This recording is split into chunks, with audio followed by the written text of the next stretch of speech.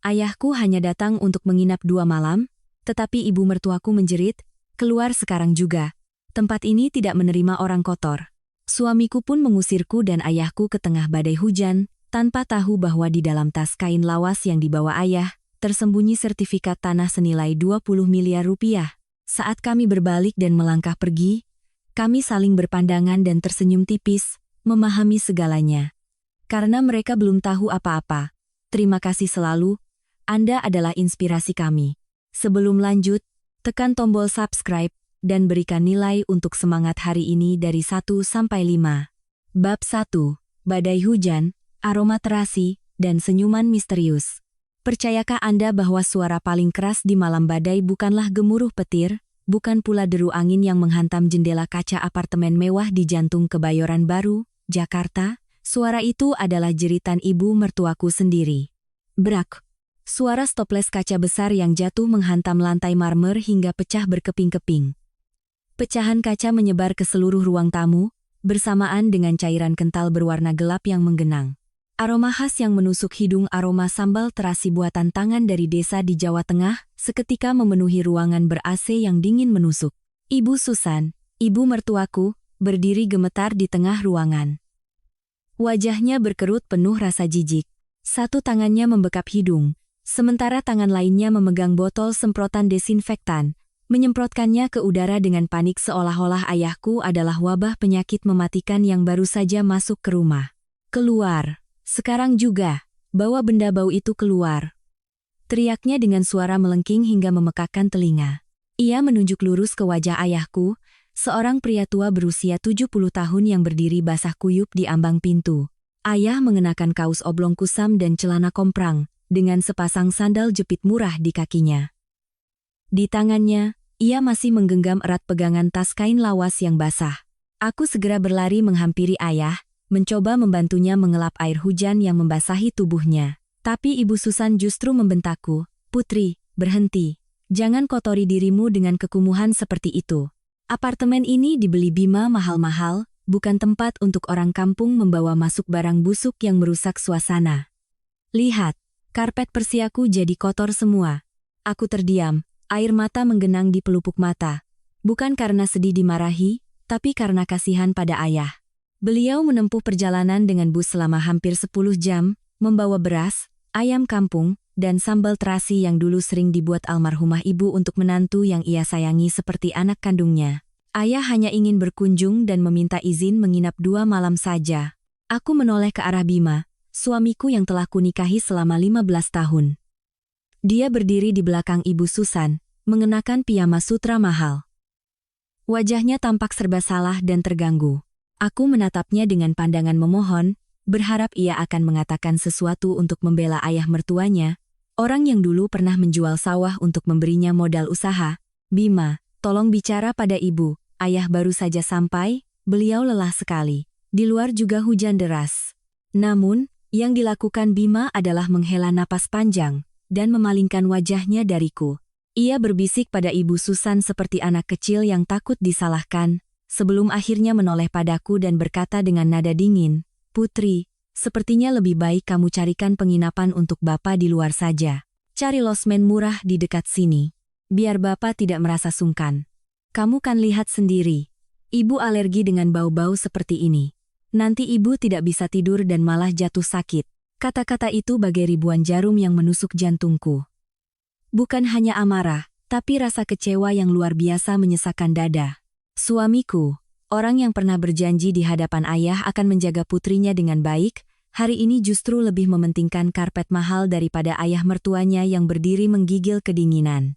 Ibu Susan, merasa menang, langsung menimpali, "Betul, cepat bawa dia pergi. Dan jangan kembali sampai bau kampung itu hilang dari tubuhmu. Aku akan panggil petugas kebersihan sekarang juga." "Ayo, tunggu apa lagi?" Bima berjalan membuka pintu, mempersilahkan kami keluar seolah mengusir anjing liar. Hembusan angin dan tempias hujan dari koridor menerpa kami. Aku melihat sorot mata ayahku. Beliau tidak memandang Bima dengan amarah, melainkan dengan tatapan seseorang yang bisa melihat menembus kepalsuan, hingga ke inti sifat asli orang di hadapannya. Aku membungkuk, memungut tas kain ayah yang tergeletak, dan mengatupkan rahangku kuat-kuat.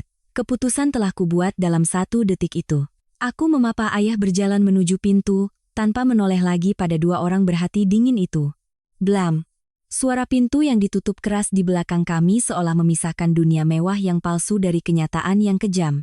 Kami berdua, ayah dan anak, berdiri di depan lift, basah kuyup dengan aroma terasi yang melekat di tubuh.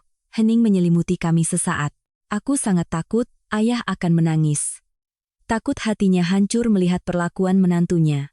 Namun, ketika pintu lift terbuka dan kami melangkah masuk, ayah justru meletakkan tangannya yang keriput di bahuku. Lalu, beliau terkekeh pelan. Aku mendongak menatap ayah dengan heran. Wajahnya yang basah tidak menunjukkan sedikit pun luka hati atau rasa malu. Sepasang matanya yang mulai rabun justru memancarkan kilau tajam yang belum pernah kulihat sebelumnya. Ayah menoleh padaku, dan kami berdua saling tersenyum. Senyuman tipis di sudut bibir. Bukan senyum kebahagiaan, tapi senyum orang yang telah tercerahkan. Senyum seorang pemenang yang memegang kartu as. Baguslah, kata ayah pelan. Suaranya serak namun mantap. Baguslah, putri.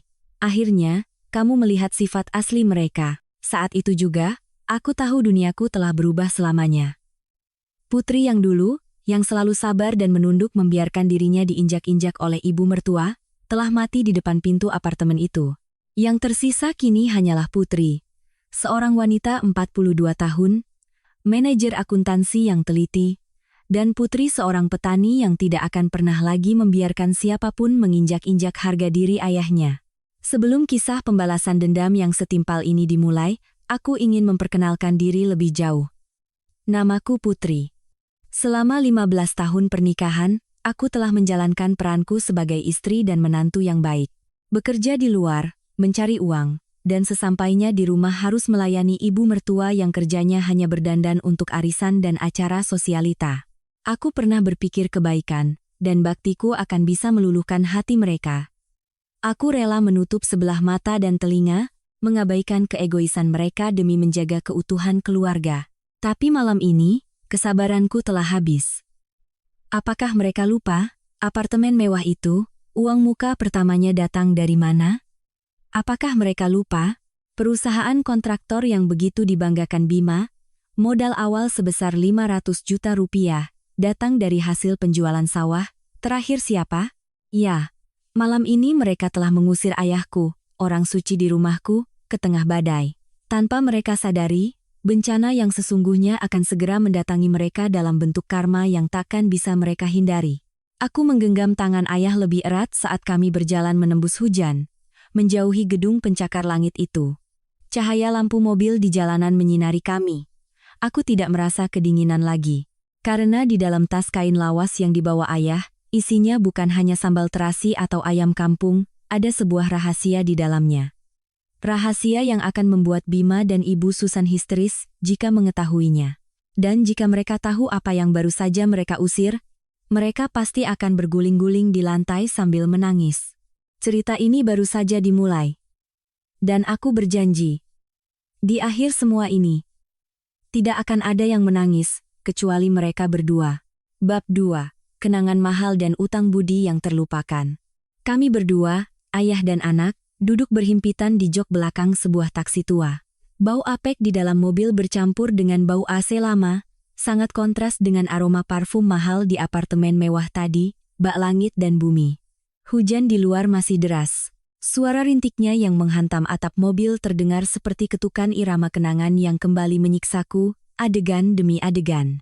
Ayah menatap keluar jendela, memandangi lampu-lampu Jakarta yang kabur oleh tirai hujan. Tangannya yang kasar tergeletak di pangkuan. Tangan yang sama yang dulu menggendongku. Tangan yang sama yang seumur hidupnya memegang gagang cangkul dan bajak. Aku memandangi tangan itu, dan air mataku nyaris tumpah. Bayangan peristiwa 15 tahun lalu muncul begitu jelas di benakku. Hari itu, matahari bersinar, sangat terik di desa kami di Jawa Tengah. Bima, yang saat itu hanyalah seorang sarjana baru dengan mimpi besar dan setumpuk proposal proyek konstruksi kecil, tapi tanpa modal sepeser pun, ia berlutut di tanah kering di depan rumah kayu kami yang sederhana. "Bapak, saya mohon pinjam modal. Saya janji akan bekerja keras, Pak. Saya akan bahagiakan Putri seumur hidupnya. Saya tidak akan mengecewakan Bapak," katanya sambil menyembah, air matanya berlinang. Ucapan Bima saat itu begitu meyakinkan dan tulus, hingga aku pun percaya ia adalah pria baik yang bisa kupercayakan hidupku. Ayah tidak langsung menjawab. Beliau berbalik masuk ke dalam kamar tidurnya. Beberapa saat kemudian, beliau kembali dengan sebuah bungkusan kain batik lawas. Ayah perlahan membuka ikatan kain itu, lapis demi lapis, seolah sedang membuka kotak jantungnya. Di dalamnya, ada tumpukan uang kertas yang diikat rapi. Uang sejumlah 500 juta rupiah. Bagi orang Jakarta, angka itu mungkin hanya harga sebuah mobil mewah. Tapi bagi seorang petani seperti ayah, itu adalah seluruh hidupnya. Itu adalah uang hasil penjualan si Blorok, kerbau kesayangan kami. Itu adalah uang dari hasil penjualan petak sawah terindah warisan kakek nenek. Itu adalah keringat, kerutan di wajah, dan punggungnya yang semakin bungkuk dari hari ke hari. Tangan ayah gemetar saat menyerahkan bungkusan itu pada Bima. Nak Bima, Bapak hanya punya ini. Ini seluruh tabungan Bapak dan hasil sawah terakhir. Pakailah untuk modal usahamu. Cukup cintai putri Bapak, jaga dia baik-baik, maka Bapak sudah bisa meninggal dengan tenang. Bima menerima bungkusan itu, memeluknya erat di dada. Ia bersujud di kaki ayah, menangis terseduh-seduh sambil terus berkata, "Terima kasih, Pak. Terima kasih. Saya tidak akan pernah melupakan utang budi ini." Ibu Susan, yang saat itu juga ada di sana, buru-buru ikut menyembah. "Terima kasih banyak, Pak Hartono. Bapak sungguh baik hati, kami tidak akan melupakan kebaikan Bapak. Waktu benar-benar bisa mengubah manusia secara mengerikan. Ketika perusahaan Bima mulai berkembang, ketika uang mulai mengalir deras, 500 juta rupiah yang dulu menjadi penyelamat hidup kini hanya dianggap sebagai uang receh di mata mereka. Panggilan Bapak yang dulu penuh hormat, perlahan di belakang punggung berubah. Ibu Susan mulai menyebut ayah sebagai orang tua udik atau beban. Aku masih ingat, suatu hari di meja makan, Bima berkata seenaknya, uang 500 juta waktu itu sebenarnya kecil, ya, kalau dibandingkan dengan keuntungan yang kudapat sekarang. Anggap saja itu mahar yang terlambat untuk putri. Mahar? Jantungku seakan berhenti berdetak. Uang yang ayah dapatkan dengan darah dan keringat kini hanya dianggap sebagai harga diriku di mata mereka. Aku mencoba membantah, mencoba mengingatkan mereka, tapi mereka pura-pura tidak mendengar. Mereka telah lupa hari-hari, saat mereka tidak punya uang untuk membayar semen, siapa yang mengulurkan tangan menarik mereka dari lubang. Kata utang budi, bagi sebagian orang mungkin sakral. Tapi bagi keluarga ini, itu hanyalah kata-kata manis yang digunakan saat mereka membutuhkan sesuatu. Taksi berbelok tajam. Lampu depan mobil menyorot sebuah papan reklame besar di pinggir jalan. Aku memandangi ayah yang duduk diam di sampingku. Beliau pasti kedinginan, tapi tak sepatah kata pun keluhan keluar dari mulutnya. Beliau terus memeluk tas kain lawas itu, seolah memeluk harga diri terakhir yang tersisa. Rasa bersalah menghantamku hingga sesak napas. Ini salahku. Salahku karena buta, salah memilih orang, salah karena membiarkan kebaikan ayah menjadi alat bagi orang-orang egois itu untuk menginjak-injaknya. Jika waktu bisa diputar kembali, aku akan berkata pada ayah, simpan saja uangnya, Pak. Jangan jual sawahnya, pakai untuk kebahagiaan Bapak sendiri. Jangan menimbunnya di lubang hitam, tak berdasar milik orang-orang itu. Tapi masa lalu tak bisa diubah. Satu-satunya yang bisa kulakukan adalah saat ini. Aku mengulurkan tangan, menggenggam tangan ayah, menyalurkan kehangatan. Tangan ayah dingin sekali, tapi tatapan matanya saat menoleh padaku begitu hangat dan menenangkan. Tidak apa-apa, putri, katanya pelan, seolah bisa membaca pikiranku. Harta itu urusan duniawi.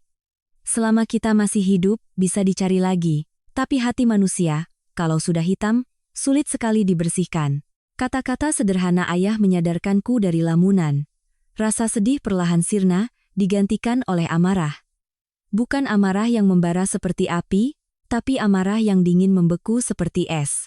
Mereka telah melupakan kebaikan, melupakan bungkusan kain batik berisi uang, bahkan melupakan kemanusiaan mereka. Baiklah, jika Bima dan Ibu Susan memilih untuk melupakan masa lalu, aku akan membantu menyegarkan ingatan mereka. Dan pelajaran mahal kali ini tidak akan dibayar hanya dengan 500 juta rupiah, tapi akan dibayar dengan semua yang mereka miliki. Bab 3. Penginapan murah dan rahasia di dalam tas kain. Taksi membawa kami masuk ke sebuah gang yang dalam dan remang-remang. Cahaya lampu neon dari plang sebuah tempat karaoke di pinggir jalan berkedip-kedip, seperti denyut nadi yang tidak normal. Akhirnya, mobil berhenti di depan sebuah ruko tua. Papan nama penginapan itu hurufnya sudah banyak yang lepas, hingga nyaris tak terbaca. Aku membayar ongkos taksi dengan tangan yang masih sedikit gemetar, lalu memapah ayah masuk ke lobi. Resepsionis memandangi kami yang basah kuyup dengan tatapan curiga. Tapi begitu aku meletakkan sejumlah uang tunai di mejanya, ia segera menyerahkan sebuah kunci kecil yang terikat pada gantungan kunci plastik berwarna merah. Kami menaiki tangga sempit menuju lantai 3. Koridor berbau apek dari karpet tua yang tak pernah dijemur, bercampur dengan bau asap rokok yang menguar di udara. Klek. Saat aku mendorong pintu kayu yang sudah memuai itu, bau pengap langsung menyergap hidung. Di dalam kamar hanya ada sebuah ranjang keras dengan sprei putih kusam, meja rias dengan cermin buram, dan sebuah TV tabung model lama di atas lemari kayu. Aku memandang sekeliling kamar, dan air mataku tumpah lagi. Rasa bersalah mencekik kerongkonganku. Ayah, Putri minta maaf, kataku dengan suara tercekat. Malam ini kita terpaksa tidur di sini dulu, ya, Pak. Besok Putri carikan tempat yang lebih baik. Ayah masuk dengan perlahan. Beliau meletakkan tas kain basahnya di atas meja, lalu duduk di ujung ranjang. Terdengar suara perberderit menahan berat tubuhnya. Ayah tidak mengeluh tentang kamar sempit atau bau apek. Beliau melepaskan sandal jepitnya, menatanya dengan rapi, lalu menepuk-nepuk tempat kosong di sampingnya, menyuruhku duduk. Tidak apa-apa, nak, kata ayah, dengan suara datar. Bapak bisa tidur nyenyak di sini. Dulu waktu jaga sawah di gubuk, lebih susah dari ini. Ada atap untuk berteduh, dan ada putri bapak di samping, itu sudah lebih dari cukup. Ucapan ayah, bukannya membuatku lega, malah semakin membuat hatiku sakit. Ayah telah membesarkanku, menyekolahkanku tinggi-tinggi, hingga aku punya pekerjaan yang baik. Tapi di masa tuanya, aku justru membiarkan suamiku mengusirnya untuk tidur di tempat seperti ini. Aku menjatuhkan diri di samping ayah, menyandarkan wajahku di bahunya yang kurus, dan menangis sejadi-jadinya. Putri payah, Pak. Putri tidak bisa melindungi ayah. Ayah mengelus kepalaku dengan lembut, seperti saat aku masih kecil. Tangannya yang kasar terasa hangat di hatiku. Sudah, jangan menangis lagi, suara ayah sedikit berubah, terdengar lebih serius dan kuat. Hapus air matamu. Sini, lihat ini. Aku mengangkat wajahku, menatap ayah dengan mata basah. Beliau meraih tas kain lawas itu, dan meletakkannya di pangkuan. Tas yang begitu dibenci oleh ibu mertuaku, tas yang dianggap sampah oleh Bima. Ayah perlahan membuka ikatan di mulut tas. Beliau memasukkan tangannya, mengeluarkan sebuah bungkusan plastik kedap air. Di dalam bungkusan itu, ada sebuah map coklat tebal. Jantungku berdebar kencang, penasaran. Ayah perlahan mengeluarkan isinya. Hal pertama yang kulihat adalah lambang Garuda berwarna merah di kepala surat. Itu sertifikat tanah. Bukan hanya 1, tapi 3 lembar. Putri ingat tanah di dekat jalan raya itu? Tanya ayah sambil mengelus kertas itu dengan lembut. Tanah warisan kakek nenek yang pernah bapak bilang akan disimpan untuk cucu? Aku mengangguk kaku. Ingat Pak, tanah itu kan dulu tidak ada harganya. Bulan lalu, ada orang dari Jakarta datang menemui bapak, lanjut ayah, matanya berbinar. Dia bilang pemerintah akan membangun jalan tol baru yang melewati daerah itu. Harga tanahnya melonjak tinggi sekali. Nah, mataku terbelalak. Tangan yang memegang sertifikat itu bergetar. Orang itu menawar 3 bidang tanah itu, totalnya 20 miliar rupiah. 20 miliar rupiah. Angka itu menggema di kepalaku. Uang sebanyak itu cukup untuk membeli 2 unit apartemen mewah seperti yang ditinggali Bima. Cukup untuk membuat hidup seorang petani seperti ayah terjamin sampai akhir hayat. Lalu, kenapa? Kenapa ayah bawa ke sini? Tanyaku dengan suara bergetar. Ayah menghela napas panjang. Bapak dengar kabar dari Bu Sri, tetangga kita. Anaknya kerja di bank. Dia bilang Bima sedang kesulitan, perusahaannya rugi besar, terlilit utang. Bapak khawatir.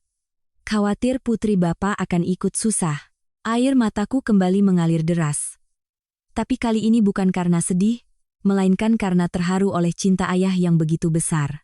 Beliau rela membawa harta terakhirnya, menaiki bus antar kota selama berjam-jam, hanya karena mendengar desas-desus menantunya sedang kesulitan. Bapak berniat menunjukkan sertifikat ini pada Bima. Mau bertanya padanya butuh berapa. Kalau perlu, Bapak akan menjualnya dan memberikan uang tunai padanya, kata ayah dengan suara datar. Tapi tadi, saat dia hanya diam melihat ibunya memak-maki Bapak. Saat dia mengusir Bapak dari rumahnya seperti anjing. Ayah terdiam sejenak, bibirnya terkatup rapat, lalu ia tertawa sinis. Hah, dia mungkin mengira Bapak datang untuk meminta uang. Dia pikir Bapak ini orang tua miskin yang mau menumpang hidup, makanya dia cepat-cepat menyingkirkan Bapak. Ayah menoleh padaku, tatapannya kini setajam silet. Sungguh berkat terselubung, Putri. Kejahatan mereka justru menyelamatkan Bapak. Jika saja dia berpura-pura baik sedikit, jika saja dia memohon sambil menangis seperti 15 tahun lalu, Bapak pasti akan cukup bodoh untuk menyerahkan semua harta ini padanya. Ayah memasukkan kembali sertifikat itu ke dalam map, lalu kembali ke dalam tas kainnya. Beliau menepuk-nepuk tas itu. Bima itu buta. Dia hanya melihat pakaian lusuh Bapak. Dia jijik pada bau terasi sampai lupa bau uang. Kalau saja dia tahu apa isi tas ini, dia pasti sudah bersujud mencium kaki Bapak. Ucapan ayah bagai petir yang menyambar, membuat duniaku terang benderang seketika. Semua kepingan teka-teki mulai tersusun. Pantas saja Bima belakangan ini tampak sangat stres. Pantas saja ia mudah marah dan sering pulang larut. Pantas saja ia begitu cepat setuju dengan ibunya untuk mengusir ayah. Bukan hanya karena ibunya jijik, tapi karena Bima takut. Takut ayah akan tahu soal utang-utangnya, atau takut ayah akan menjadi beban finansial tambahan. Dia pikir ayah datang untuk meminta bantuan, jadi dia memilih memutus hubungan secepatnya.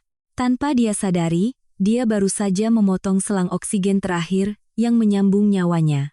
Aku memandangi ayahku, pria tua berpakaian sederhana yang duduk di ranjang murah di kamar pengap. Tapi di mataku, kini beliau tampak begitu agung dan perkasa. Beliau adalah orang bijak yang bisa membaca karakter manusia. Rasa takut dan lemah di hatiku menguap seketika, digantikan oleh amarah dan tekad yang kuat. Aku menghapus air mataku hingga kering. Aku menarik napas dalam-dalam. Bau apek di kamar ini tidak lagi terasa menyengat. Ini adalah bau kebenaran, bau kebebasan. Ayah, aku menggenggam tangannya. Simpan sertifikat ini baik-baik. Jangan sampai ada yang tahu, terutama Bima dan ibu. Putri tidak akan membiarkan uang ayah jatuh ke tangan mereka, sepeser pun. Aku mengambil ponselku. Ada pesan dari Bima 10 menit yang lalu. Sudah sampai hotel? Jangan lupa mandikan Bapak, nanti baunya menempel padamu kalau pulang. Aku membaca pesan itu dan tersenyum sinis. Aku mematikan layar ponsel tanpa membalas. Tunggu saja, Bima. Malam ini kau mungkin tidur nyenyak di ranjang empukmu, tapi kau tidak tahu, badai yang baru sedang terbentuk. Dan kali ini, akulah yang akan mengendalikan arah anginnya. Aku bangkit, membuka koperku, dan mengeluarkan sebuah buku catatan kecil buku tempatku mencatat semua keuangan keluarga. Sudah waktunya aku memeriksa semuanya secara detail. Aku harus tahu berapa banyak utang yang dibuat Bima, dan kemana saja dia menggelapkan uang bersama kami. Malam ini akan menjadi malam yang panjang. Tapi aku tidak takut lagi. Karena ayah ada di sini, dan kebenaran di dalam tas kain itu adalah perisai terkuat kami. Wahai para pendengar, Putri dulu berpikir bahwa kesabaran adalah tugas seorang menantu yang baik. Putri pikir, ketenangan akan memenangkan segalanya. Tapi malam ini, saat melihat ayahnya meringkuk di ranjang keras di penginapan murah, Putri akhirnya mengerti dengan jelas. Kebaikan yang diletakkan di tempat yang salah, tidak ada harganya. Bakti yang diberikan pada orang yang tak tahu berterima kasih, ibarat menyiram air di atas batu. Dan yang terpenting, kebaikan hati tanpa kewaspadaan adalah racun yang membunuh diri sendiri. Apakah Anda pernah dalam hidup Anda memberikan segalanya untuk seseorang, meminjamkan uang, memberikan hati, tapi pada akhirnya hanya dianggap sepele dan tak berharga? Jika Anda masih mendengarkan sampai di sini, tolong ketik angka 1 di kolom komentar di bawah. Biar Putri tahu Putri tidak sendirian. Biar Putri tahu ada yang memahami rasa sakit ini, Dan sebagai penyemangat bagi Putri untuk melanjutkan cerita di episode berikutnya, saat Putri akan mulai membalas perbuatan mereka dengan cara yang paling setimpal. Terima kasih sudah menemani. Bab 4. Panggilan telepon untuk pengacara dan rahasia di bawah karpet. Keesokan paginya, cahaya matahari pagi menyelinap masuk melalui tirai tipis di kamar penginapan yang sempit. Ayah masih tertidur pulas. Suara dengkuran halusnya membuatku merasa tenang. Setidaknya, saat ini ayah aman dalam jangkauanku. Aku berjingkat keluar ke balkon kecil di belakang, menghirup udara pagi yang bercampur dengan asap knalpot dan aroma masakan dari warung di bawah. Tanganku menggenggam erat ponsel, menekan nomor satu-satunya orang yang paling kupercaya saat ini, Rina, sahabatku sejak SMA yang kini menjadi seorang pengacara hebat di sebuah firma hukum ternama. Halo, ada apa, Nyonya Putri? Tumben telepon pagi-pagi. Ada gosip apa, nih? Suara ceria Rina terdengar. Tapi saat aku menceritakan semua yang terjadi semalam dari Ibu Susan yang mengusir ayah, Bima yang meninggalkan kami, hingga soal sertifikat tanah di dalam tas ayah, ujung telepon di sana hening sejenak. Putri, suara Rina berubah total, menjadi tegas dan penuh amarah. Bagaimana bisa kamu tahan selama 15 tahun ini? Sudah kubilangkan, keluarga itu aneh sejak awal. Terutama ibu mertuamu itu. Aku tahu, Rin. Aku salah karena berpikir kebaikan bisa mengubah segalanya, jawabku pelan. Sudah, berhenti menyalahkan dirimu. Perintah Rina dengan tajam. Sekarang kamu harus tenang. Soal sertifikat tanah itu, sembunyikan baik-baik. Dan soal suamimu itu, aku curiga ada sesuatu. Orang seperti Bima yang sangat menjaga gengsi, rela membiarkan istri dan ayah mertuanya sengsara seperti ini, itu artinya dia pasti sudah terpojok. Aku juga curiga begitu, Rin. Makanya aku butuh bantuanmu. Tentu saja, sahabatku. Aku akan bantu kamu menggalinya sampai ke akar-akarnya. Tapi sekarang, sebagai seorang akuntan andal, kamu harus melakukan tugasmu. Cek semua riwayat keuangannya sekarang juga. Aku yakin buktinya pasti ada di suatu tempat. Setelah menutup telepon dari Rina, perasaan sedihku sirna. Yang ada hanyalah insting seorang akuntan yang siaga penuh. Aku membuka laptop, menghubungkannya ke internet, dan mulai masuk ke sistem internet banking milik Bima. Beruntung, aku yang selalu mengurus pajaknya, jadi aku tahu semua kata sandinya. Angka tidak pernah berbohong, hanya manusia yang melakukannya. Pepatah itu masih berlaku. Aku mulai memeriksa riwayat transaksi 6 bulan terakhir. Di permukaan, arus kas perusahaan Bima tampak normal. Tapi ketika aku masuk lebih dalam ke rekening pribadinya, aku menemukan kejanggalan yang membuatku mual. Ada banyak sekali transfer keluar, masing-masing senilai 30 juta, 50 juta, bahkan 100 juta, dengan catatan transfer untuk Ibu Susan. Awalnya aku tidak curiga, karena Bima memang anak yang sangat memanjakan ibunya. Tapi setelah kujumlahkan, totalnya mencapai hampir 2 miliar rupiah hanya dalam 3 bulan. Untuk apa Ibu Susan butuh uang sebanyak itu? Beli tas branded? Biaya arisan? Aku mencoba mencari tahu nomor rekening tujuan itu di basis data yang pernah kukumpulkan. Dan kebenaran pun terungkap. Rekening-rekening itu bukan milik Ibu Susan. Bukan pula rekening butik-butik mewah. Itu adalah rekening-rekening bandar yang terkait dengan situs judi online dan beberapa di antaranya terhubung dengan kelompok rentenir terkenal. Tanganku menjadi dingin. Bima, pria yang selalu berpenampilan necis, yang suka merendahkan orang miskin, ternyata adalah seorang penjudi yang sedang bangkrut. Aku segera memeriksa aset lainnya. Jantungku serasa copot saat menemukan fakta lain. Mobil Eropa mewah yang setiap hari dipakai Bima ke kantor, BPKB-nya sudah tidak ada padanya lagi. Status di sistem menunjukkan mobil itu sedang dijaminkan ke sebuah perusahaan pembiayaan. Dia diam-diam menggadaikan mobilnya untuk mendapatkan uang tunai, tanpa sepengetahuanku. Benar-benar bajingan, desisku pelan. Tapi itu belum yang terburuk. Aku teringat Bima punya ponsel lama yang sudah tidak dipakai di laci meja. Tapi semua data SMS dan emailnya tersinkronisasi dengan akun cloud yang aku tahu kata sandinya. Aku segera masuk ke akun itu. Apa yang kulihat membuatku nyaris muntah karena jijik. Kotak masuknya penuh dengan pesan ancaman dari penagih utang. Woi Bima, mau bayar bunga atau gue datengin kantor lo? Ini peringatan terakhir, Kalau sampai akhir bulan ini 5 miliar nggak ada, gue samperin ibu lo di apartemen. Jangan coba-coba kabur, gue tahu istri lo kerja di mana. 5 miliar rupiah. Jumlah utang yang sebenarnya bukan hanya ratusan juta, tapi 5 miliar. Dan pesan terakhir yang baru diterima Bima kemarin sore, hanya beberapa jam sebelum ayah tiba, adalah email pemberitahuan dari bank mengenai formulir pengajuan pinjaman dengan jaminan rumah. Dia mencoba menjaminkan apartemen yang kami tinggali yang merupakan aset bersama atas nama kami berdua untuk mendapatkan uang. Tapi untuk melakukan itu, ia butuh tanda tangan persetujuanku. Aku duduk terpaku menatap layar. Peristiwa semalam kembali terbayang. Pantas saja dia buru-buru mengusir ayah. Jika ayah masih di sana, dia tidak akan leluasa untuk membujuk atau memaksaku menandatangani surat-surat gila itu. Atau lebih parah lagi, mungkin dia sedang berencana untuk memalsukan tanda tanganku. Bima bukan hanya pengusaha gagal.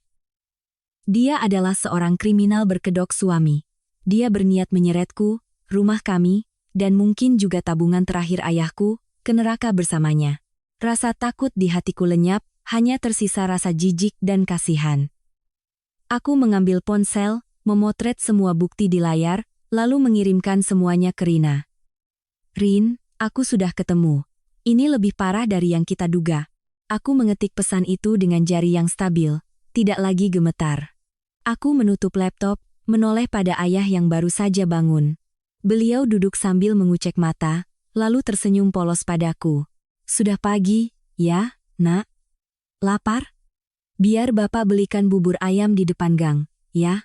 Ayah tetaplah ayah yang sama. Selalu mengkhawatirkan perut anaknya lebih dulu.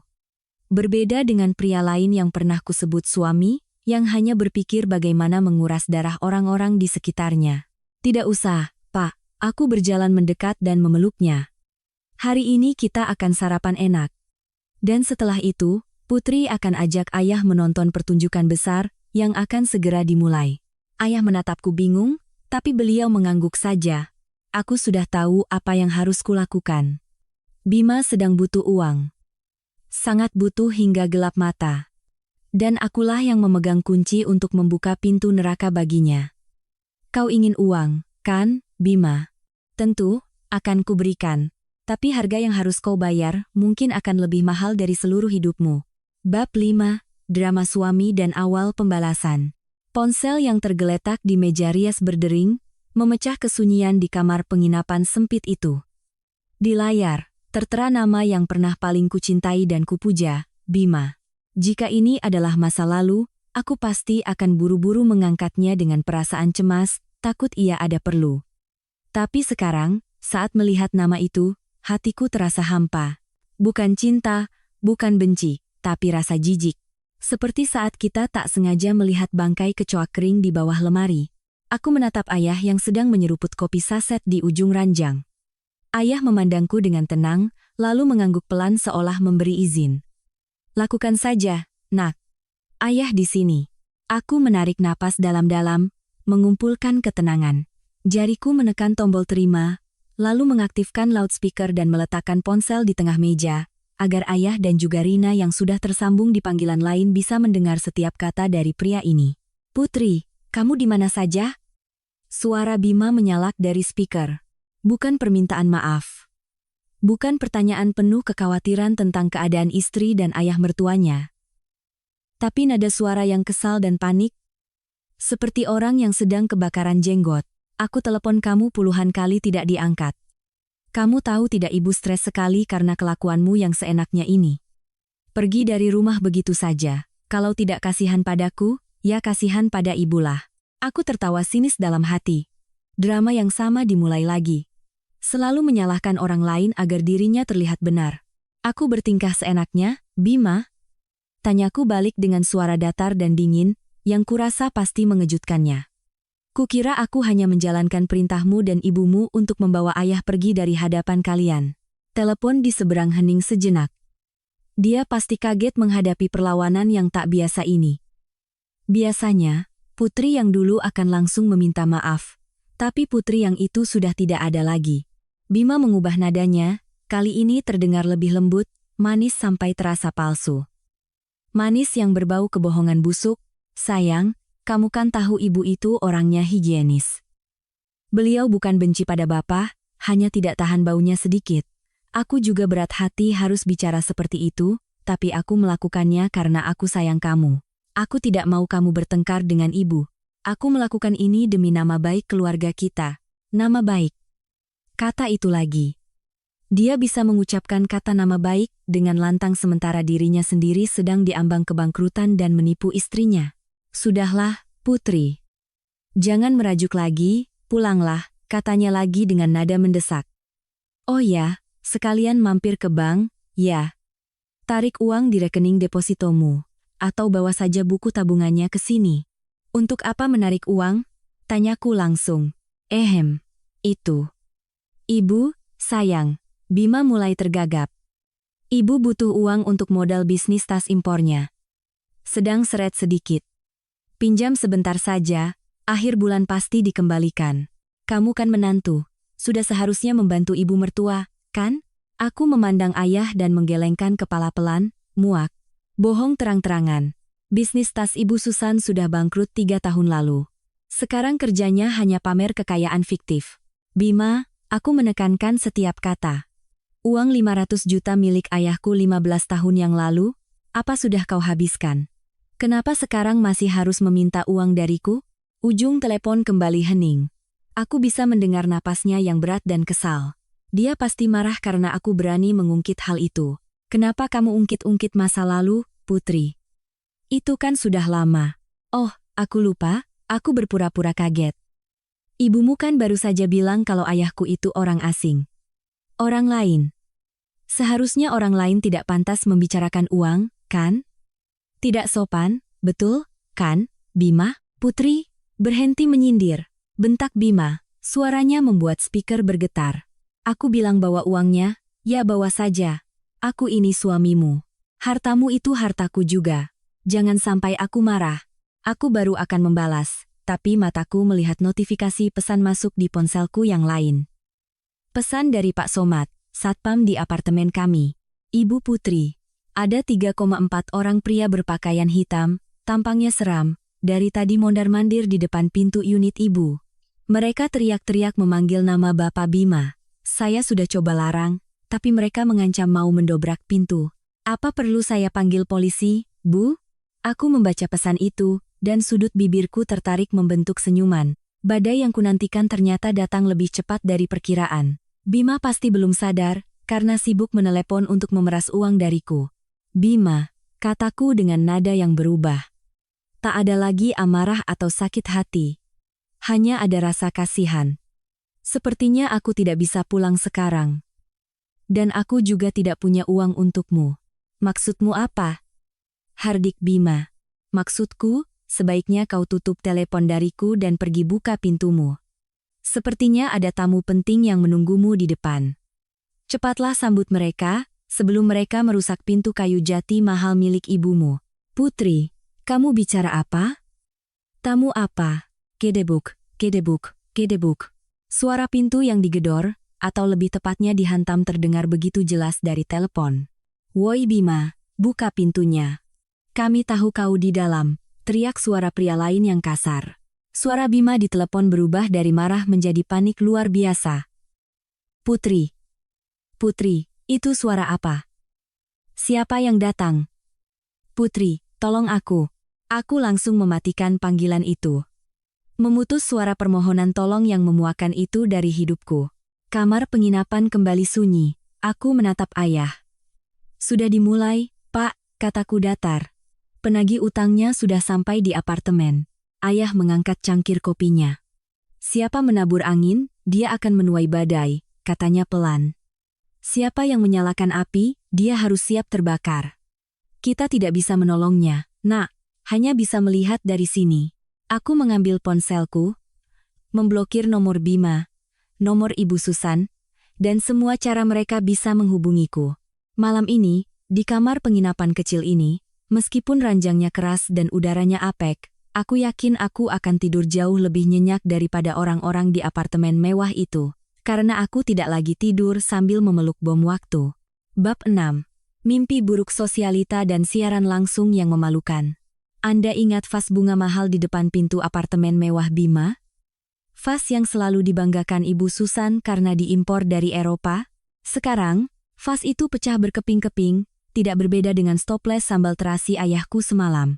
Tapi yang menggenang di lantai marmer kali ini bukanlah sambal terasi, melainkan cat minyak berwarna merah-merah darah yang disiramkan ke seluruh pintu kayu jati, menetes ke karpet Persia, dan meleleh menutupi plang nama Bima, Susan yang berukir emas. Aku tidak melihatnya langsung, tentu saja. Aku melihatnya dari layar ponsel. Di era digital ini, berita buruk menyebar lebih cepat daripada api. Apalagi skandal orang kaya yang suka pamer. Kelompok penagih utang itu tidak datang diam-diam. Mereka datang dengan keributan, kegilaan, dan teknologi. Salah satu dari mereka mengeluarkan ponsel, menekan tombol siaran langsung di Facebook, dan mengumumkan pada dunia bahwa keluarga terpandang di apartemen mewah Kebayoran Baru ini ternyata punya utang 5 miliar rupiah dan tidak mampu membayarnya. Lihat ini, teman-teman netizen, teriak pria itu di dalam video.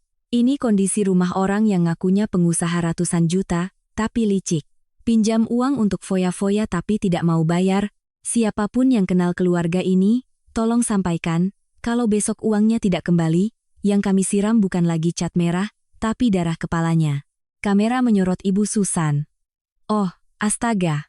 Penampilan Nyonya Susan yang angkuh kini sungguh menyedihkan. Beliau lari keluar kamar dengan piyama sutra yang acak-acakan, rambut awut-awutan, wajah pucat pasi tanpa riasan.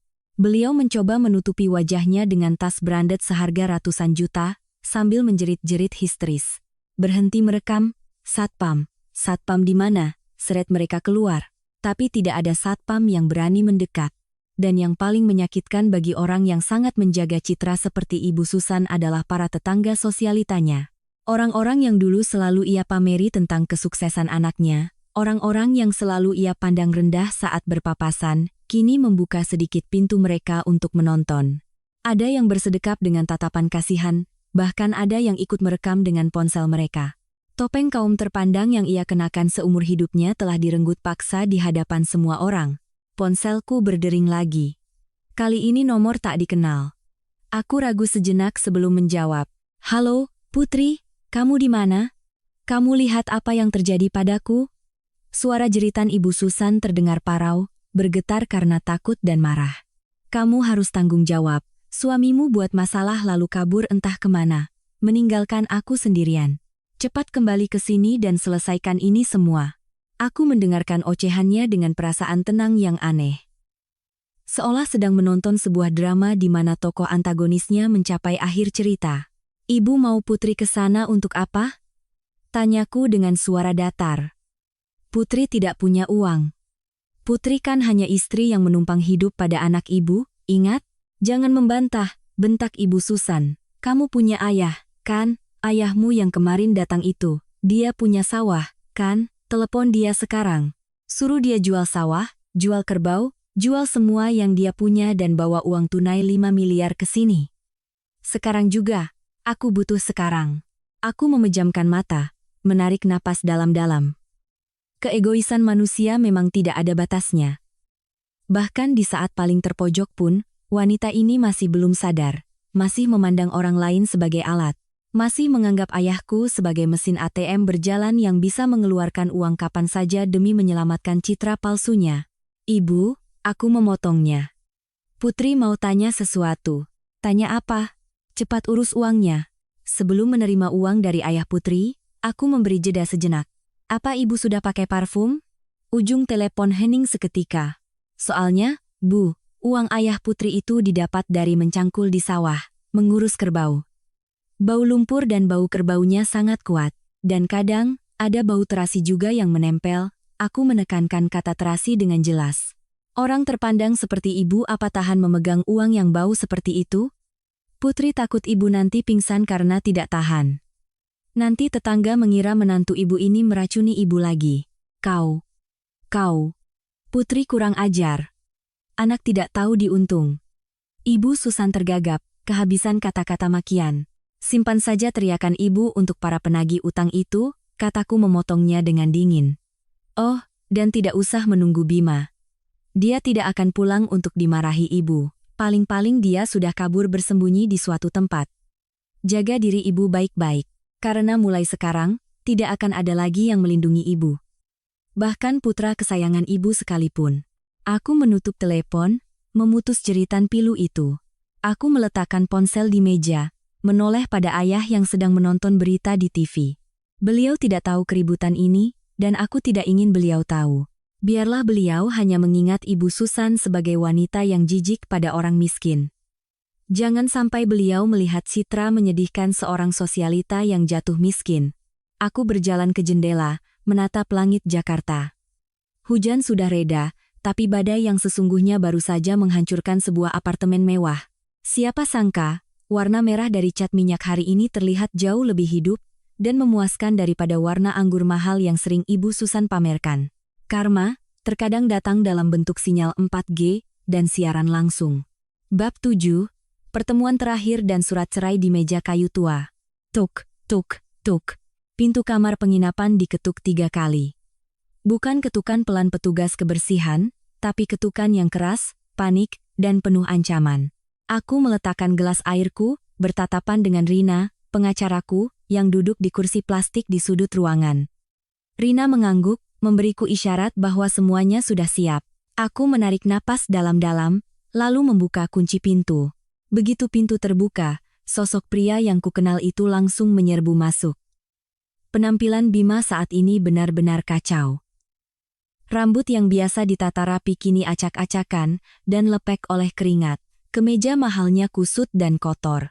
Matanya merah dan liar seperti orang yang kehilangan akal. Bima bahkan tidak menatapku. Ia langsung menuju ke arah ayah yang duduk tenang di atas ranjang, lalu menjatuhkan diri berlutut dan bersujud di kakinya. "Bapak, tolong saya, Pak. Bapak harus menolong saya." Bima menangis meraung-raung, air matanya membanjiri pipi. Tangannya gemetar memegangi kaki ayah. "Mereka mau membunuh saya. Mereka mau menyita perusahaan saya. Bapak, saya tahu Bapak punya tanah, punya sertifikat. Tolong Pak, tanda tangani surat jaminan ini. Cukup tanda tangan di sini dan semua akan selesai. Saya janji akan cari uang untuk menebusnya nanti." Ia buru-buru mengeluarkan selembar kertas dari sakunya, dengan tangan gemetar menyodorkan pulpen pada ayah. Aku berdiri bersedekap, memandangi pemandangan itu dengan rasa iba. Drama ini begitu meyakinkan. Peran seorang menantu berbakti yang menyesali perbuatannya. Tapi maaf, Bima, penonton di barisan depan sepertiku sudah hafal skenario ini. "Hentikan, Bima," kataku dengan suara datar namun tajam. Bima tersentak, menoleh padaku dengan tatapan marah. "Putri, diam. Ini urusan hidup dan mati." "Bapak, jangan dengarkan Putri, Pak, dia salah paham. Saya melakukan ini semua demi keluarga kita." "Keluarga?" Aku menyahut. "Keluarga yang baru saja kau usir ke tengah hujan semalam? Aku minta maaf, aku salah," teriak Bima. "Tapi sekarang Bapak harus tanda tangan dulu. Kalau tidak, aku bisa mati. Tolong Pak." Ia mencoba memaksa memasukkan pulpen ke tangan ayah. Tapi ayah tetap diam, kedua tangannya terlipat di pangkuan, tak bergerak sedikit pun. "Selamat siang, Bapak Bima," suara Rina terdengar dari sudut ruangan, membuat Bima terlonjak kaget. Ia baru sadar ada orang lain di sana. "Bu Rina, pengacara Rina?" Wajah Bima pucat pasi. "Anda sedang apa di sini?" Rina membetulkan letak kacamatanya, berjalan mendekat sambil membawa map hitam, berdiri di sampingku dengan aura seorang ratu yang memegang semua rahasia. "Saya di sini sebagai kuasa hukum pribadi Ibu Putri, dan juga sebagai saksi penandatanganan surat penting hari ini." Rina tersenyum dingin. "Tapi bukan surat jaminan untuk utang busuk Anda." Rina melemparkan sebuah map coklat ke atas meja kayu tua di tengah ruangan. "Plak, apa ini?" tanya Bima, dengan suara bergetar. "Bukti," jawabku. "Bukti cinta yang kau miliki untuk keluarga." Aku berjalan membuka map itu, mengambil selembar kertas dan membacakannya dengan jelas. Tanggal 15 bulan lalu, transfer 50 juta rupiah ke rekening Nona Siska. Uang bulanan. Tanggal 20, transfer 30 juta untuk membayar kekalahan judi online di situs Bos Toge. "Cukup," bentak Bima. "Dari mana kamu dapat data ini?" "Ini melanggar privasiku." "Privasi? Aku tertawa sinis. Kau menggunakan harta gonogini kita untuk membiayai selingkuhanmu, menghabiskannya di meja judi, sementara kau berbohong padaku perusahaan sedang rugi, berbohong pada ibumu ekonomi sedang sulit. Itu yang kau sebut privasi. Wajah Bima berubah-ubah. Ia menoleh lagi pada ayah, berharap belas kasihan adalah senjata terakhirnya. Bapak, Putri salah paham. Wanita itu hanya sekretaris saya, Pak. Bapak harus percaya saya. Ayah perlahan membuka matanya. Matanya yang dulu rabun kini tampak begitu jernih dan kuat. Beliau menatap dalam-dalam ke mata menantunya yang licik. Bima, panggil ayah pelan. Iya, Pak, Bapak percaya saya, kan? Sahut Bima penuh harap. Ayah perlahan meraih tas kain lawasnya di kepala ranjang. Mata Bima langsung berbinar. Ia pasti mengira ayah akan mengeluarkan sertifikat tanah untuk menolongnya. Tapi yang ayah keluarkan adalah sebuah benda kecil, sebuah liontin batu akik. Kamu ingat ini, Bima? Tanya ayah. Batu pemberian Bapak di hari pernikahanmu. Bapak bilang, simpan ini sebagai pengingat agar terhindar dari godaan dan keserakahan. Bima menelan ludah. Tapi hari ini, sudah tidak ada lagi yang perlu dilindungi dalam dirimu, nak. Ayah meletakkan batu itu di telapak tangan Bima, bukan untuk memberi, tapi untuk mengembalikan. Uang, harta, kalau hilang, bisa dicari. Tanah dijual, bisa dibeli lagi. Tapi kemanusiaan, Bima, kalau itu sudah hilang, tidak ada pasar yang menjualnya kembali. Ucapan ayah begitu sederhana. Tanpa makian, tapi menusuk sampai ke tulang. Bima menggenggam batu itu erat-erat. Ia sadar, dramanya telah gagal total. Senjata pamungkasnya ayah mertua yang baik hati sudah tidak ada lagi. Ketika semua jalan buntu, sifat asli seorang pengecut pun muncul. Bima bangkit berdiri, wajahnya berubah dari memelas menjadi marah. Oke. Mau kalian apa? Cerai? Boleh. Tapi rumah, mobil, semua aset harus dibagi dua. Aku tidak akan pergi dengan tangan kosong. Aku memandangnya dengan kasihan. Bahkan di saat terakhir pun, yang ia pikirkan hanya harta. Silakan, aku menunjuk tumpukan berkas yang telah disiapkan Rina. Di sini ada daftar lengkap aset dan utang. Dan kau akan lihat, utang yang kau buat jauh lebih besar dari aset yang kita punya. Kalau kau mau bagi, aku bersedia. Kita bagi utang 5 miliar itu, masing-masing setengah. Bagaimana? Bima terdiam. Dia cukup pintar untuk tahu posisinya kalah. Tapi, aku menyodorkan sebuah pulpen padanya. Kalau kau tanda tangani surat cerai ini sekarang, aku tidak akan menuntutmu soal perselingkuhan, tidak akan menuntut soal penggelapan uang, dan aku akan serahkan apartemen yang akan disita itu untuk kau urus sendiri. Aku hanya minta ayahku dan kebebasanku kembali. Bima menatap pulpen di tanganku, lalu beralih ke Rina yang menatapnya tajam. Dia tahu dia tidak punya pilihan. Jika kasus ini sampai ke pengadilan, dia bisa dipenjara karena penggelapan dan pemalsuan dokumen yang buktinya sudah ada di tanganku. Tangannya yang gemetar menyambar pulpen itu dan membubuhkan tanda tangan di surat cerai dengan cepat dan kasar. Suara ujung pulpen yang menggores kertas adalah musik terindah yang pernah ku dengar. Itu adalah suara belenggu yang putus. Bima melempar pulpen itu, menatapku dengan sorot mata penuh dendam. Ingat, Putri. Suatu hari nanti kau akan menyesal telah meninggalkanku. Kau tidak akan pernah menemukan pria sesempurna aku. Aku tidak menjawab, aku hanya melepaskan cincin kawin mungil dari jari manisku. Cincin yang telah kukenakan selama 15 tahun. Cincin yang dulu simbol cinta, kini hanya seonggok logam dingin tak berharga. Aku meletakkannya di atas meja. Simpan saja kesempurnaanmu itu untuk ibumu, Bima. Aku kembalikan semuanya. Selesai sudah urusan kita. Bima menyambar cincin itu, lalu berjalan menghentakkan kaki keluar dari kamar, tanpa menoleh sedikit pun pada ayah mertua, yang duduk di ranjang. Blam! Pintu kembali ditutup dengan keras. Tapi rasanya berbeda dari semalam. Semalam, suara pintu itu adalah awal dari penderitaan. Hari ini suara pintu itu adalah akhir dari siksaan. Kamar penginapan kembali sunyi.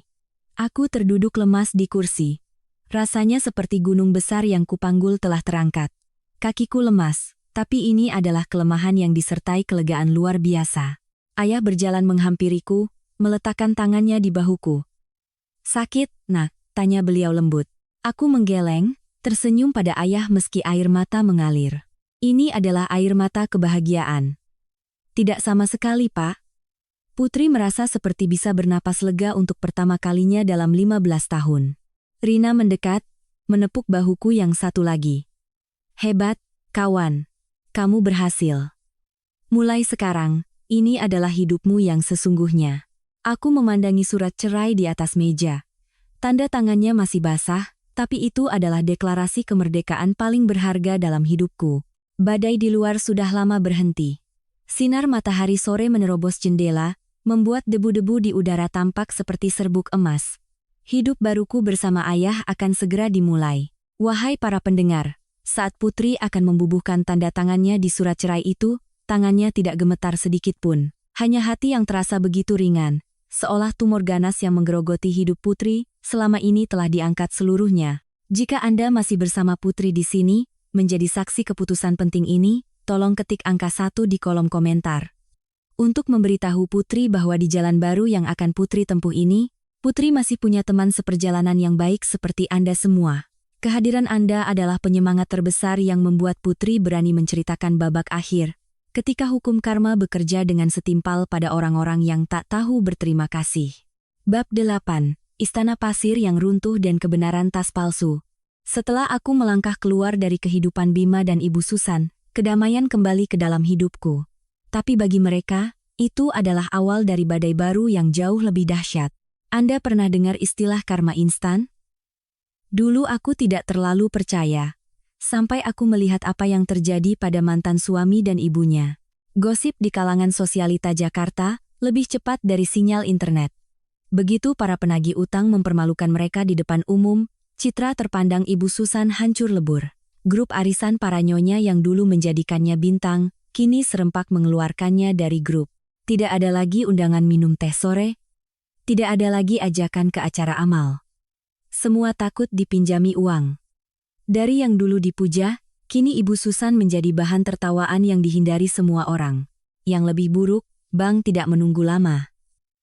Mereka segera menyita apartemen mewah di Kebayoran Baru karena tunggakan cicilan selama berbulan-bulan, ditambah dengan utang-utang Bima yang menumpuk. Papan dijual ditempel di depan pintu, menjadi monumen kegagalan keluarga itu. Bima sendiri kehilangan masa depannya. Perusahaan tempatnya bekerja tidak tahan dengan kelakuannya yang selalu didatangi penagih utang. Surat pemecatan diletakkan di mejanya, tanpa pesangon sepeser pun. Dua ibu dan anak yang terbiasa hidup mewah di atas kepalsuan itu harus angkat kaki dari apartemen dalam waktu 24 jam. Kudengar dari seorang kenalan, mereka pindah ke sebuah rumah kontrakan tua di gang sempit di pinggiran Jakarta. Kondisi rumahnya bahkan lebih buruk daripada penginapan yang pernah Bima suruh ayahku tempati. Lantainya hanya semen kasar yang retak-retak, tidak ada AC, hanya kipas angin tua di langit-langit yang berbunyi berderit. Ibu Susan yang terbiasa sejuk, kini harus duduk mengipasi diri melawan nyamuk dan hawa panas. Dan ketika kemiskinan mengetuk pintu, cinta palsu antara ibu dan anak itu mulai retak. Puncaknya terjadi saat uang tunai terakhir mereka habis. Ibu Susan memutuskan untuk menjual koleksi tas branded kesayangannya, hadiah ulang tahun dari Bima setiap tahun. Beliau membawa hampir 10 tas kulit mahal itu, menaiki bus kota yang panas menuju sebuah toko jual beli barang mewah bekas di kawasan elit. Beliau berharap bisa mendapatkan uang untuk membayar utang dan membeli makan. Namun, kebenaran yang mengejutkan terungkap. Pemilik toko, setelah memeriksanya dengan kaca pembesar tak sampai 1 menit, menatap Ibu Susan dengan pandangan meremehkan. "Maaf, Bu, Ibu mau jual barang palsu, ya?" Wajah Ibu Susan pucat pasi. "Palsu apa? Ini anak saya yang beli dari butik di Paris. Mata kamu itu yang palsu." Pemilik toko tertawa. "Paris? Kualitas Tanah Abang ini, Bu? Ini KW Super, kulitnya sintetis. Dijual 200.000 saja masih kemahalan. Toko saya tidak terima sampah, Bu. Silakan cari tempat lain." Ibu Susan membawa pulang tas-tas palsu itu dengan perasaan malu dan marah. Sesampainya di rumah kontrakan, beliau melemparkan tas-tas itu ke wajah Bima yang sedang menenggak minuman keras oplosan di sofa butut. "Anak kurang ajar. Jadi selama ini kau menipuku? Kau bilang tas-tas ini harganya ratusan juta, ternyata palsu semua." Bima yang setengah mabuk menatap ibunya dengan pandangan kosong. Ibu mau apa lagi, sih? Ibu kan suka pamer? Sudah saya belikan. Mau asli atau palsu, kan sama saja, tetap bisa dibawa pamer ke teman-teman arisan. Berani kau membentakku, jerit Ibu Susan. Aku sudah membesarkanmu dengan baik, menyekolahkanmu mahal-mahal, berharap kau jadi orang terpandang. Lihat keadaanmu sekarang, pemabuk, pengangguran, ditinggal istri. Ini semua juga karena ibu? Balas Bima, kesabarannya habis.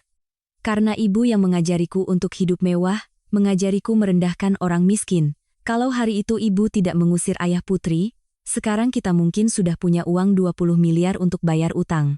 Ini semua salah ibu. Salahmu sendiri yang bodoh main judi dan punya selingkuhan. Perang mulut antara ibu dan anak itu terdengar sampai ke tetangga. Orang-orang hanya bisa menggelengkan kepala. Tak ada yang bersimpati, yang ada hanya rasa kasihan. Malam itu, Bima duduk sendirian di depan rumah, menenggak minuman keras murah. Nyamuk menggigiti lengan dan kakinya, tapi ia tak merasa sakit. Rasa sakit yang sesungguhnya ada di hatinya. Ia teringat masakanku, teringat rumah yang bersih, teringat ayah mertua yang dulu memberinya modal pertama. Dalam keadaan mabuk dan kesepian, Bima mengambil ponselnya yang layarnya sudah retak. Ingatannya masih hafal nomorku. Jari-jarinya yang gemetar menekan nomor yang sama yang pernah ia hubungi ribuan kali. Tut, tut. Ia menunggu dengan penuh harap. Berharap mendengar suara lembut Putri. Berharap Putri akan luluh. Berharap Putri akan memaafkannya seperti biasa. Tapi yang ia dengar bukanlah suaraku. Nomor yang Anda tuju sedang tidak aktif atau berada di luar jangkauan. Suara operator otomatis yang dingin dan tanpa emosi. Bima meletakkan ponselnya perlahan. Air mata seorang pria jatuh membasahi pipinya. Ia baru sadar sekarang bahwa Putri bukan hanya pergi dari rumah. Putri telah pergi dari hidupnya selamanya. Ganti nomor, ganti alamat, ganti kehidupan. Ia menatap langit malam yang gelap tanpa bintang. Hanya ada kehampaan yang terpantul di matanya. Sementara di dalam kamar, Ibu Susan menangis memeluk tas-tas palsunya, Bima hanya bisa duduk memeluk botol minuman, membiarkan kegelapan menggerogoti jiwanya. Istana pasir yang mereka bangun dengan kepalsuan, kini telah runtuh rata dengan tanah, tak menyisakan apapun untuk dikenang. Inilah harga yang harus dibayar bagi mereka yang mengabaikan nilai bakti dan memuja kulit luar lebih dari isi hati. Bab 9. Rahasia 20 miliar dan penyesalan yang terlambat. Orang tua dulu berkata, kita bisa berlomba dalam hal apapun, tapi tidak bisa berlomba dalam urusan nasib dan rezeki. Dan yang terpenting, jangan pernah meremehkan orang yang sedang susah, karena suatu hari nanti, mereka bisa menjadi kaya raya tanpa kita duga. Setelah aku dan ayah memutus hubungan dengan Bima dan keluarganya selama sekitar setengah tahun, hidup kami di desa menjadi tenang dan sederhana. Tapi bagi Bima, sepertinya neraka dunia baru saja dimulai. Suatu sore, berita di TV mengumumkan proyek pembangunan jalan tol baru. Rutenya melintasi ribuan hektar sawah di kecamatan tempat tinggalku. Ya, termasuk 3 bidang tanah warisan milik ayahku. Harga tanah di area itu meroket tajam. Dari yang tadinya hanya puluhan juta per hektar, menjadi miliaran rupiah per hektar. Berita ini mungkin tidak akan sampai ke telinga Bima, jika bukan karena seorang teman kuliahnya yang kebetulan bekerja sebagai makelar tanah meneleponnya untuk mengucapkan selamat karena salah paham. Woi, Bima. Selamat, ya? Lo kaya mendadak. Tanah mertua lo kena proyek tol, kan? Dengar-dengar dapat ganti rugi hampir 20 miliar, ya? Gila, lo benar-benar dapat durian runtuh. Aku bisa membayangkan bagaimana jantung Bima berdebar kencang saat mendengar kata 20 miliar rupiah. Uang sebanyak itu cukup untuk melunasi semua keserakahan membutakan matanya hingga ia lupa rasa malu. Bima segera menyalakan mobil tuanya yang penyok satu-satunya yang tersisa dan memacunya dari Jakarta menuju Jawa Tengah malam itu juga. Jarak ratusan kilometer tidak terasa melelahkan, karena di kepalanya hanya ada bayangan tumpukan uang. Ia mungkin berpikir aku masih mencintainya, atau ayah akan luluh dan memaafkannya. Bagaimanapun juga, ia pernah jadi menantu kesayangan. Tapi dia salah besar.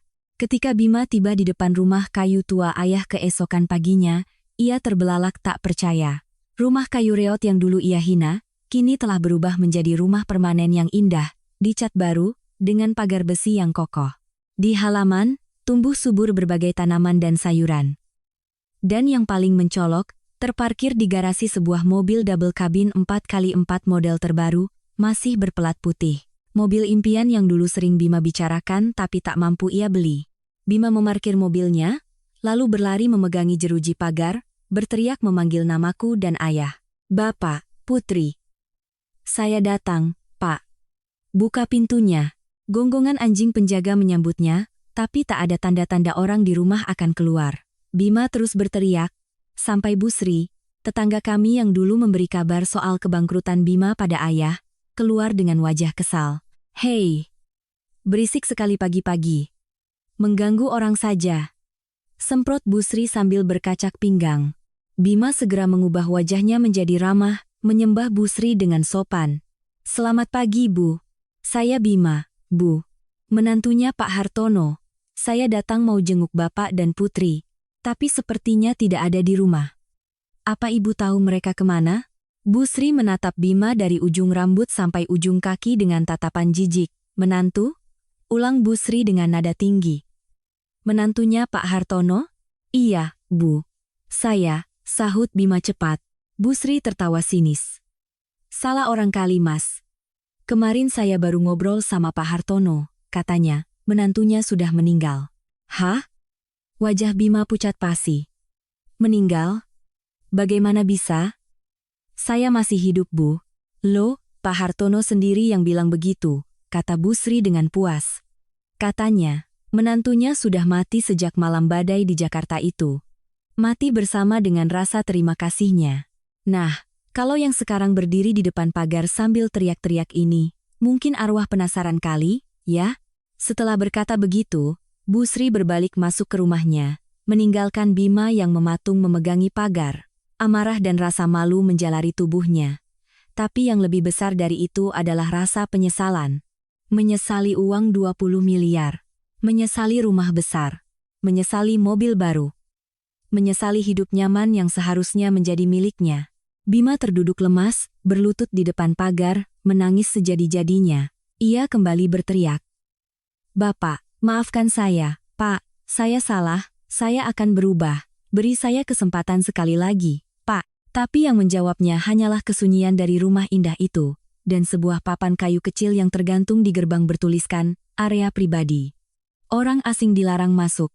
Tanpa ia sadari, di dalam ruang tamu ber-AC yang sejuk, aku dan ayah sedang mengawasinya melalui layar monitor CCTV.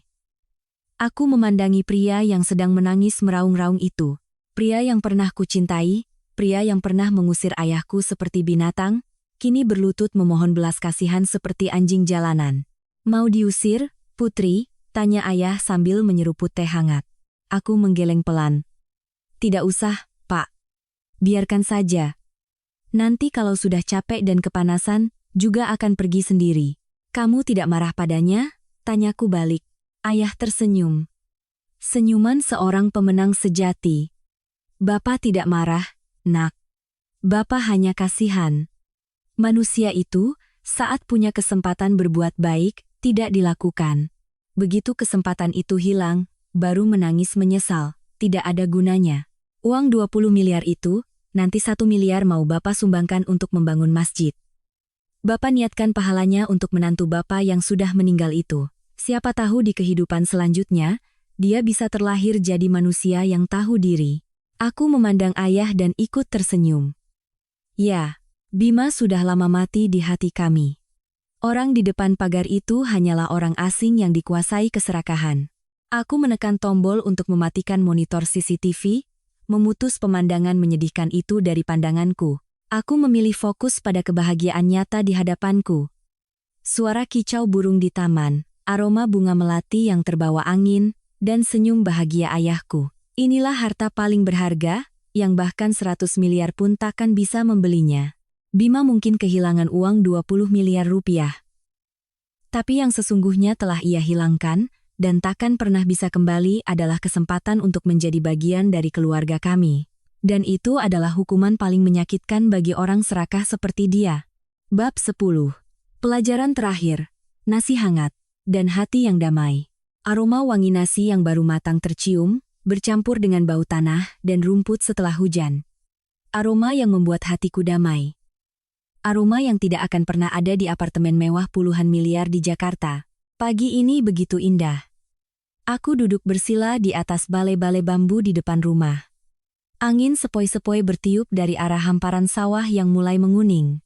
Di hadapanku, ada bakul nasi hangat, semangkuk sambal terasi buatan ayah, dan sepiring besar lalapan segar yang baru dipetik dari kebun belakang. Makan yang banyak, nah. Kamu kurusan, kata ayah sambil meletakkan sepotong ayam bakar di piringku. Ayam kampung bakar garam. Kulitnya garing, dagingnya empuk. Rasa yang sudah 15 tahun tidak kunikmati, karena Ibu Susan bilang dagingnya alot dan tidak berkelas. Aku mengambil potongan ayam itu, menyuapnya. Air mata kebahagiaan mengalir tanpa kusadari. Enak sekali, Pak. Jauh lebih enak daripada steak mahal di Jakarta. Ayah tertawa senang. Senyumnya hari ini begitu cerah dan tulus, berbeda jauh dengan saat beliau berdiri kehujanan di depan apartemen dulu. Hidup ini memang aneh. Selama 15 tahun, aku mengejar kebahagiaan yang salah. Kukira bahagia itu adalah memiliki suami yang tampan, rumah di kawasan elit, dan mobil mewah untuk dipamerkan. Aku rela mengorbankan harga diriku, membiarkan orang lain menghina ayahku, hanya demi mempertahankan ilusi itu. Tapi percayalah, kepalan nasi hangat di tanganku ini terasa jauh lebih mengenyangkan sampai ke hati daripada semua makanan mewah itu. Aku mendengar kabar dari teman di Jakarta, Bima dan Ibu Susan masih hidup susah di rumah kontrakan yang atapnya bocor. Mereka bertengkar setiap hari soal uang, saling menyalahkan siapa penyebab kehancuran hidup mereka. Penagih utang masih terus datang. Ibu Susan harus hidup dalam persembunyian, tidak punya teman. Sementara Bima menjadi pemabuk yang setiap hari meracau tentang uang 20 miliar yang hilang. Apakah aku puas? Dulu, mungkin aku akan menjawab ya. Tapi hari ini, perasaanku sudah melampaui rasa puas. Yang ada adalah rasa iba dan pemahaman, paham bahwa hukum karma itu adil. Siapa menanam, dia yang menuai. Aku menoleh pada ayah yang sedang makan dengan lahap. Ayah yang tidak pernah meminta apapun dariku. Ayah yang siap memberikan segalanya untuk menantu yang sedang jatuh, tapi justru dibalas dengan pengusiran. Jika hari itu Bima mengizinkan ayah menginap, jika hari itu ia menunjukkan sedikit saja kebaikan, mungkin hari ini ia akan duduk di sini, di atas tumpukan uang, dengan keluarga yang utuh. Sayang, kata, jika tidak ada dalam kehidupan nyata. Putri, panggil ayah. Iya, Pak. Ingat ya. Nak, ayah meletakkan tangannya di atas tanganku. Rumah itu bukan soal dibangun dari batu bata atau harganya berapa. Rumah itu adalah tentang dengan siapa kita tinggal dan merasa nyaman. Dengan siapa, kita bisa menjadi diri sendiri tanpa perlu memakai topeng. Itulah rumah yang sebenarnya. Aku mengangguk, menggenggam erat tangan ayah. Iya, Pak. Putri sudah pulang ke rumah sekarang. Para pendengar sekalian, kisah Putri telah sampai pada babak terakhir. Putri ingin menitipkan sesuatu. Jangan menunggu sampai badai datang baru kita mencari tahu siapa yang benar-benar menyayangi kita. Jangan menunggu sampai kita jatuh baru kita teringat tangan siapa yang dulu menyuapi kita. Bakti adalah perisai terbaik dalam hidup, tapi harus diberikan pada orang yang tepat dan di waktu yang tepat. Dan pembalasan dendam terbaik bukanlah dengan memaki atau menyakiti mereka yang telah jahat pada kita. Pembalasan dendam terbaik adalah dengan memiliki kehidupan yang jauh lebih baik, lebih bahagia, dan lebih sukses dengan cara yang tidak akan pernah bisa mereka capai. Hari ini, Putri punya kebebasan, punya harta yang ayah berikan, dan yang terpenting, punya harga diri yang utuh. Putri ingin berterima kasih pada badai hujan malam itu, pada jeritan Ibu Susan, pada kekejaman Bima. Karena tanpa semua itu, Putri mungkin masih buta, terus tidur dengan ular berbisa, dan tidak akan pernah kembali ke pelukan terhangat ayah. Aku menatap langit. Matahari bersinar begitu indah. Langit setelah hujan memang selalu cerah. Ini benar. Terima kasih telah menyimak kisah Putri sampai akhir. Semoga cerita ini bisa menjadi pelajaran dan teman bagi Anda semua. Ingatlah, orang tua adalah malaikat di rumah. Jaga mereka dengan baik sebelum suatu hari nanti mereka tiada.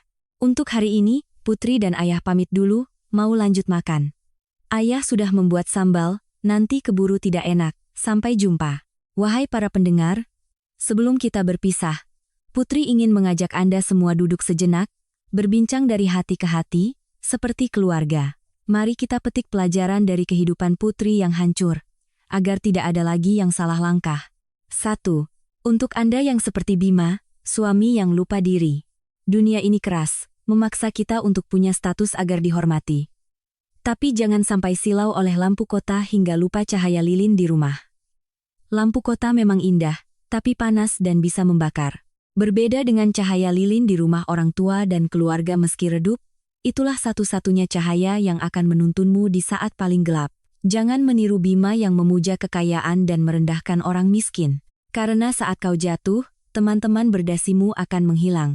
Yang tersisa hanyalah orang-orang kampung dengan tangan kasar yang akan menarikmu dari lumpur. 2.